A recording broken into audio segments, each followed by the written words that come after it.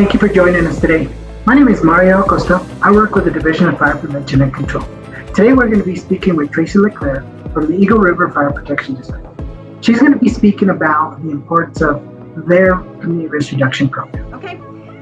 Hi, my name is Tracy LeClaire. I work for Eagle River Fire Protection District in the mountains near Vail, and I'm their community risk manager.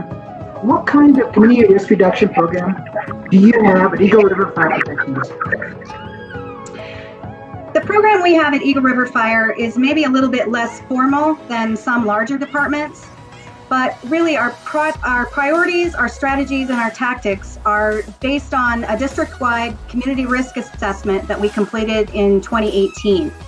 The risk assessment really guides all of our 5E activities, so not just in areas like public education or outreach, but it also pulls in enforcement and emergency response because it really forms the basis of our standards of cover document as well. We've broken the program into two different branches. The first is the prevention branch.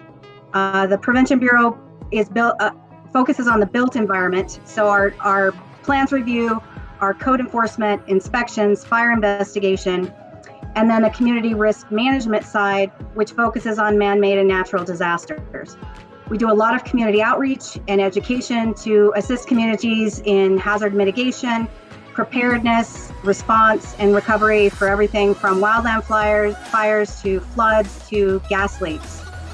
And all of our CRR activities are coordinated and carried out kind of consecutively. They may or may not overlap, but each branch kind of handles their own respective activities.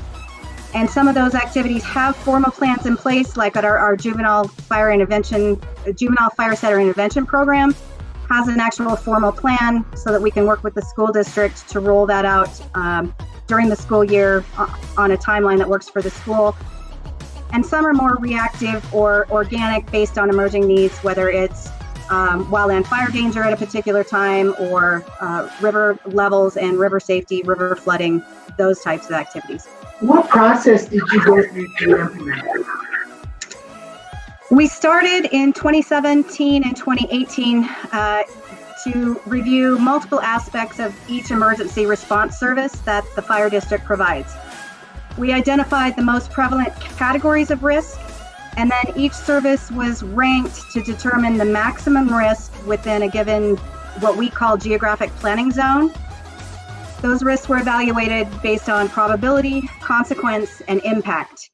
And we used both historical data combined with personal experience and knowledge from our crews, who were my subject matter experts, to determine some average scoring for each geographic planning zone. And then we paid special attention to those areas where critical infrastructure and key resources were identified within a geographic planning zone. And that bumped up some of the impact scores when we were going through and doing the evaluations. So all of those findings were used to develop our community risk assessment for all of our areas within our jurisdiction. And once that risk assessment was completed, then it formed the framework for identifying and moving forward with our risk reduction activities. So from the community risk management side, the natural and man-made disasters, it was no surprise wildland fire came out number one.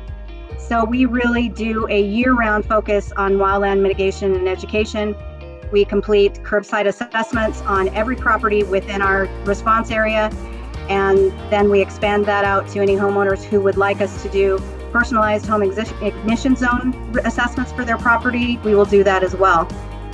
Because we rely heavily on mutual aid, a few years ago, we expanded our program to include properties in other fire districts so that we have a county-wide risk assessment, at least at the curbside level.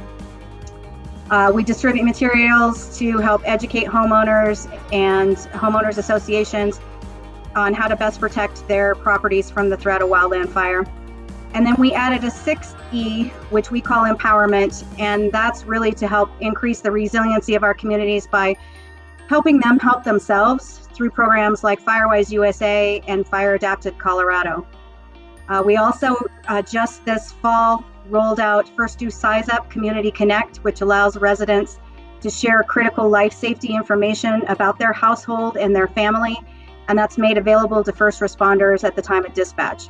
They can report everything from, do they have someone in their household who is COVID positive, to providing Knox box locations, gate codes, utility shutoffs, number of pets in the household.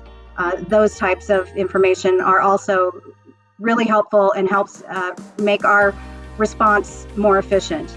On the prevention side, we developed a juvenile fire setter intervention program that was rolled out to 4th, 5th, and 6th graders. The cases that we had in the past, that seemed to be the group that we needed to target on the most. And we've implemented a more robust company inspection program.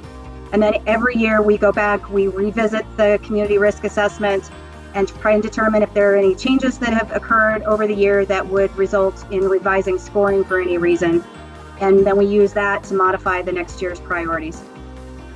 Tracy, thank you so much for sharing information about your agency and your community risk reduction program.